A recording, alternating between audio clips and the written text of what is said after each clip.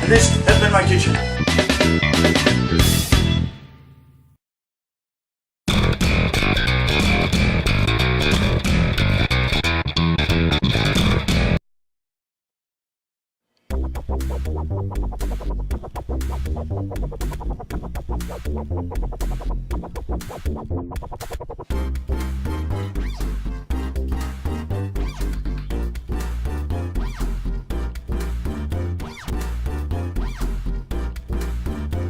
Alright, we got some brand new pork chops here ready to be baked in the oven. And there's going to be an interesting process that we're going to be doing. First, let's get out of the ingredients for our cider-glazed pork chops. We need apple cider, some apple cider vinegar. There we go, nothing but the best. We're also going to be using some of this garlic spicy garlic sauce we got from BW3. There's Golden's brown, hot spicy brown mustard, and some rosemary. And those are just some of the ingredients that we're going to be making in this mixing bowl for our glazed sauce. So let's start off and grab our measuring cup and grab a 1/4 cup, and we're going to get a 1/4 cup of apple cider vinegar. I know what you're thinking, man, this is going to taste so acidic, but trust me, the cooking will alleviate a lot of the pungency of the vinegar and leave behind a nice apple flavor. Okay, to help break this down, we're going to reach for our cup, and we are going to grab this apple cider, the main ingredient in our glaze sauce, and we are going to pour out 2 cups of apple cider vinegar, or apple cider, rather. We already put in the apple cider vinegar, now we're putting in the apple cider. And you can do this all separately as you cook it. You can do it all together and mix it together like we're doing here. It really doesn't matter. It really doesn't matter one bit. So we're just going to mix everything together in the bowl, which makes everything so much easier. So now we're going to grab our measuring spoons. And first, let's see, grab our teaspoon.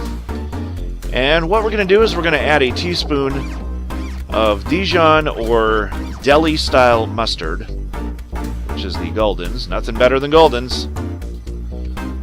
Really shake that stuff out of there. Yeah, there we go. Yeah, we go through a lot of this stuff. It's really good. Spicy brown mustard going in, and that's 1 heaping teaspoon of Golden's mustard. Make sure to get all of it. There you go. Alright, next we're going to reach for the rosemary. And we're only needing a level teaspoon of rosemary. Rosemary is a very strong seasoning. So you really don't need a heaping teaspoon of rosemary, because 1 level teaspoon will be plenty. And now we're going to reach for our spicy garlic sauce, and you can get this at Buffalo Wild Wings, or BW3 as us veterans would call it. And we're going to extract 1 heaping teaspoon of garlic sauce. There we go. And if you don't have garlic sauce, you can always use some Tabasco sauce or sriracha or any kind of hot sauce that you can imagine. Now we're going to take all these ingredients and we're going to whisk them together until everything is blended nice smoothly and everything is one consistency. Everything's mixed together really well. And best to whip this for about 15 to 30 seconds. Just to get everything broken down, combined, mixed together. There we go. That's about 30 seconds worth of whipping. Now we're going to grab our large skillet. let's move that out of the way. We're going to grab our large skillet and reach for the vegetable oil. Now, we're going to only need about maybe a tablespoon or two of vegetable oil, just enough to coat the bottom of the skillet. Yeah, what the heck. There's not much left in that bottle. Might as well use it. Go for broke. Besides, we got another bottle in the cupboard. Not like we're broke on oil anyway. But you give it a nice swirl. Make sure it's nice and coated. We're also going to be needing a Pyrex baking dish. An oblong Pyrex baking dish. We have 8 pork chops to work with, so we're going to need as much space in that dish as possible. And here's a saucepan for our side dish, which we're going to be making up something that brings back the old feeling of Thanksgiving stovetop stuffing. That goes great with pork chops, doesn't it? Always does. Okay, let's take our pork chops, and there are 8 of them in total. These are center-cut pork chops, boneless. Those are preferred. And what we're going to do is we're going to season these with some salt and pepper. And these are always added to taste. So first the pepper, and the salt. And these pork chops have a salt with a deadly pepper. Oh! Hey, that was a great album. Anyway, we're going to take the seasoned side and put them face down on the skillet. So the first 4 got seasoned on the tops. And we're just going to lay those down in our skillet, get those started. And now the other 4, which have yet to be seasoned, we're going to add the salt and pepper to it.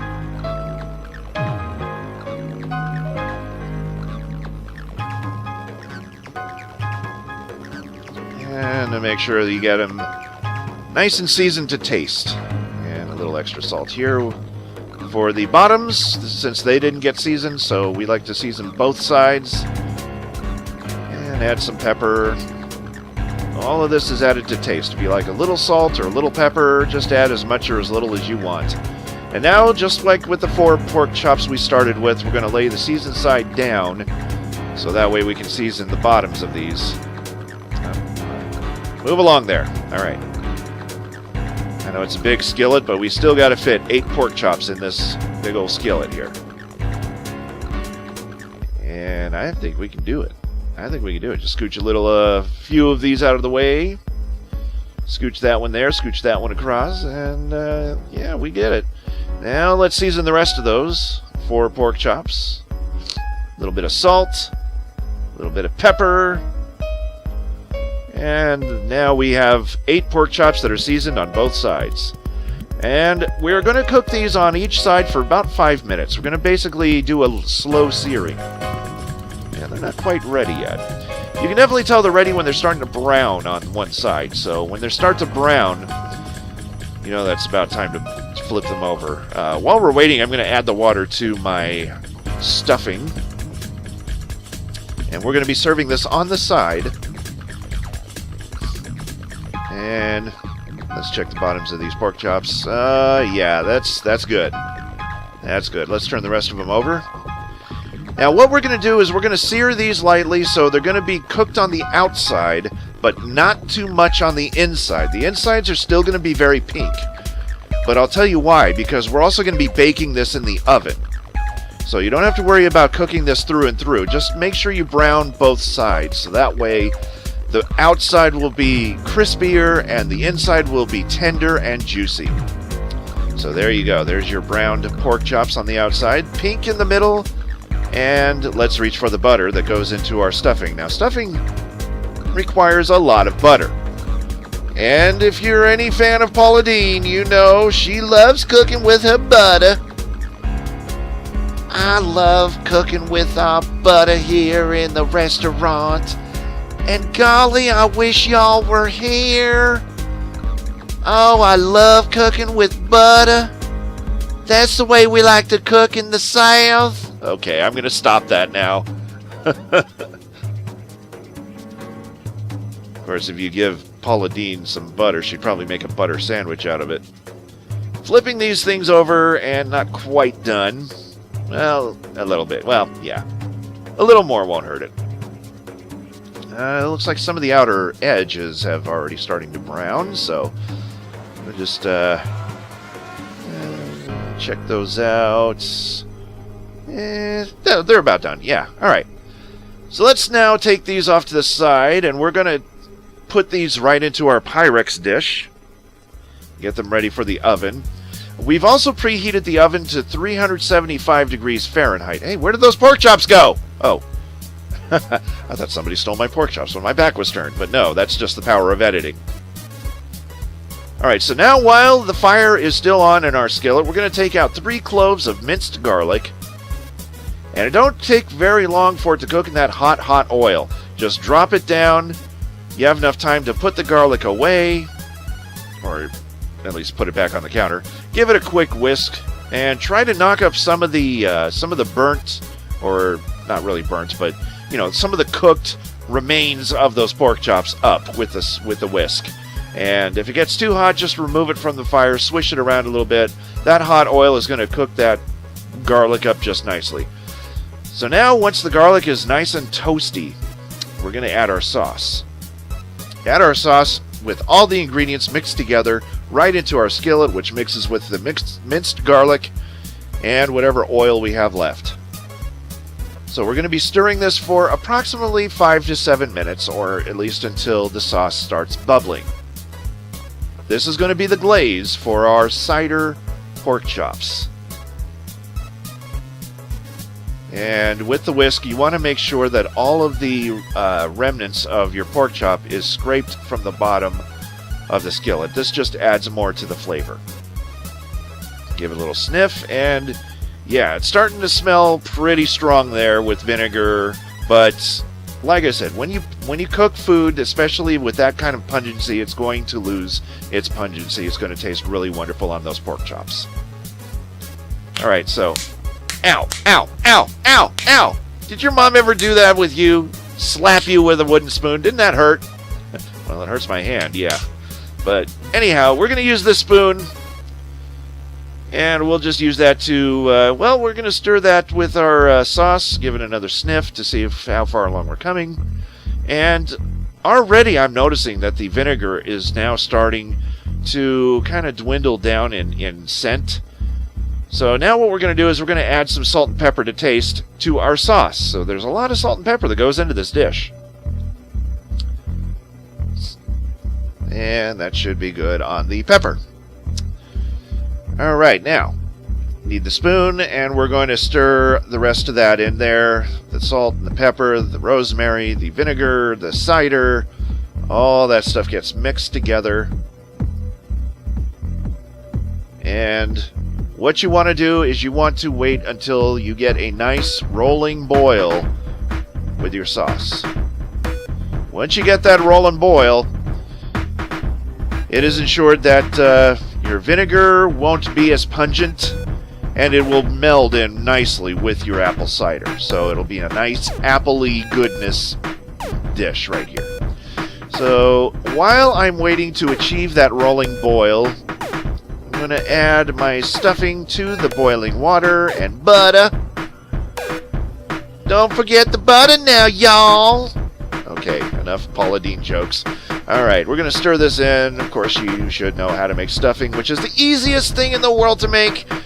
If you know how to boil butter and water together, you know how to make stuffing. There we go. Set that aside, and we're done. Now to work more on our sauce, and we're using the same spoon because, well, it just tastes better that way. You get some of the flavor and the seasonings from the stuffing that go into your sauce as well. So it kind of makes for a very together meal, you know? It's very happening. Alright. Now we're ready to take this sauce and drizzle it right over our meat, which is nestled up nice in our Pyrex pan.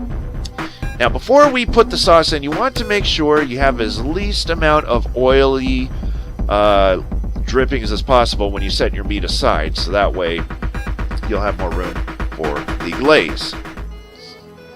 And with the glaze, we're just going to take it from the skillet right into our baking dish, right over all of our pork chops. Let it become smothered in this glaze sauce. And we're going to use the spoon to scrape off the rest of the rosemary that got left behind. And any of the cloves of garlic that got left behind, because that's all good ingredients that we need. There we go. So now, this is what it should look like. It should be nice and covered. And we are ready for the oven. Look at that. There you go. There's a close-up of what your pork chops are going to look like. Doesn't that look good? All right, open up the oven, and into the oven we go. Now boarding on rack number 1, our pork chops. There we go. Now slide that in there. Close up that oven. And we are going to wait for approximately 45 minutes.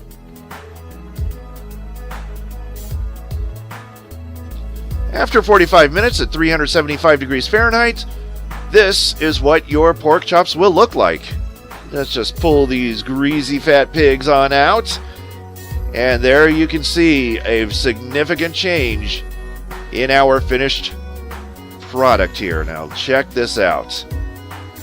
Now your pork chop steaks are going to shrink just a little bit, but they are going to be enriched in all of that apple flavor. So when you're finished, we're going to lay them on the plate here. We got our pork chops nicely glazed. Look at the glaze off of those pork chops. Each one of them has a very nice glaze, a really nice aroma, and right next to that, a huge mound of stuffing. With butter, y'all! And I decided to break out some of those King Hawaiians rolls, which are really, really good. I'm just going to heat them up in the microwave for about 10 seconds and then put some butter on them. Gonna lace them up nice with some butter, y'all. I always like to eat my buns with butter. Yes, we know, Paula Dean. But once we've buttered up our King's Hawaiian rolls, as this is a very nice addition to this meal,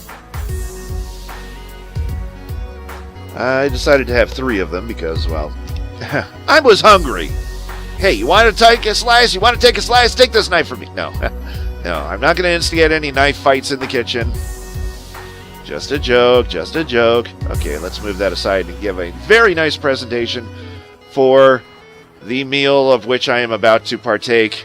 And that is our cider-glazed pork chops with all the fixins. We got your rolls. I'm going to try one of these rolls out because I just can't resist these rolls. They are so good. Look how buttery they turned out. Oh, I'm in paradise. Those are some of the best rolls you can get on the market. They are so good. Why am I showing that? Just eat it. Everybody should know what a roll looks like with butter on it. You don't have to present it to the camera, dude. All right. Set that guy aside because what I really want to try... Will you stop stabbing at the camera? What I really want to try here... Oh, aren't we fancy? No, I was just trying to get some of that butter off of the knife there by doing that. But anyhow, let's get in here and get some of this pork chop and taste it and see how well it came out. And here we go. Now, that is a good flavor. Good mix of apple. And you never even tasted vinegar. You don't even taste it. Oh, I want another slice. Too good. Too good. Now, as you can see, from baking it, it's done through and through. No longer pink in the middle. And very nice and tender. See, this is the point of searing it in the beginning of the presentation. You sear it so you cook the outer part of it first, and that's the part that's going to crispen and brown up in the oven as you bake it. So you need to give it a head start. But you also need to keep the middle from overcooking too, so you want to leave that pink. The baking process will cook the rest of it rest of the way, and will make it nice, tender, juicy, delicious. Won't overcook in the middle, but the outsides will be nice and crispy and nice and browned up, just the way it should be. And man, does this taste good. And hell, I want another one. I'm just going to snag one more here, and that is how you make cider-glazed pork chops. So, I am going to take my dish into the other room, and there's your presentation. Nice and shiny and glossy. Look at the shine coming off of that. And I'm just going to take this plate and see you all later. And remember, if you're not cooking good, you're not eating good.